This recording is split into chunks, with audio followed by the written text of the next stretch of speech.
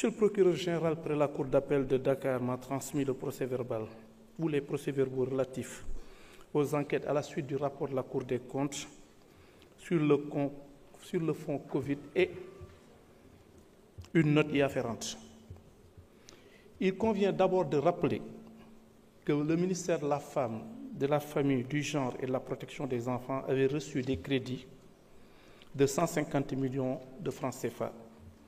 Le rapport a souligné que les justificatifs de dépenses supposées avoir été réalisés d'un montant de 36 147 500 francs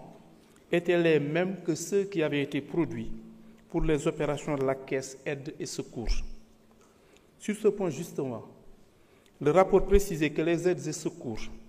avaient été versés à des personnes ayant les mêmes prénoms et noms, avec des numéros de carte nationale d'identité similaires et parfois les mêmes adresses, pour des montants différents évalués à la somme de 52 223 300 francs CFA. Entendu par les éléments enquêteurs,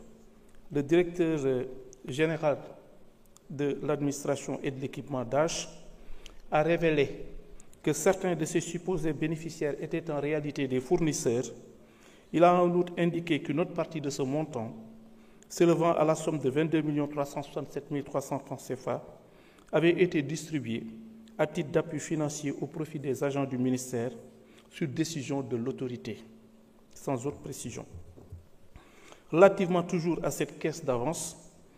la Cour des comptes avait révélé que l'utilisation d'un montant de 4 828 700 francs n'avait pu être justifiée. En conclusion, la Cour des comptes a retenu que le DAGE s'est retrouvé dans l'incapacité de produire des pièces justificatives des dépenses effectuées par le ministère pour ce montant de 52 223 300 francs CFA. Les enquêteurs ont relevé le paiement de primes aux agents du ministère sur les fonds Covid ou de la Caisse d'avance aide et secours, d'autres effectués au profit de tiers frauduleusement rattachés à des structures à leur insu et avec limitation de leur signature et la mention de fausses références de carte nationale d'identité ou encore de prêts octroyés à des tiers non remboursés.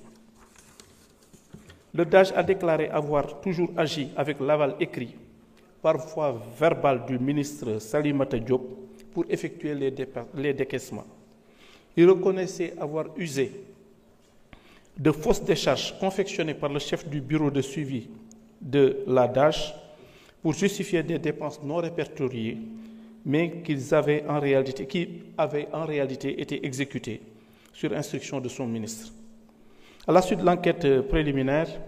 une information judiciaire a été ouverte à l'encontre de plusieurs personnes. En ce qui concerne l'ancien ministre Salimata Diop, devenu député, il y a lieu de relever qu'il ressort de l'article 51 de la Constitution qu'aucun membre de l'Assemblée nationale ne peut, pendant la durée des sessions, être poursuivi ou arrêté en matière criminelle ou correctionnelle qu'avec l'autorisation de l'Assemblée nationale. Le membre de l'Assemblée nationale ne peut, hors session, être arrêté qu'avec l'autorisation de l'Assemblée nationale, sauf en cas de crime ou délit flagrant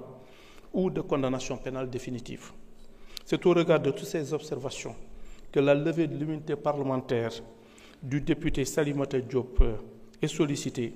pour que des poursuites pénales puissent être initiées à son encontre. Je vous remercie de votre attention.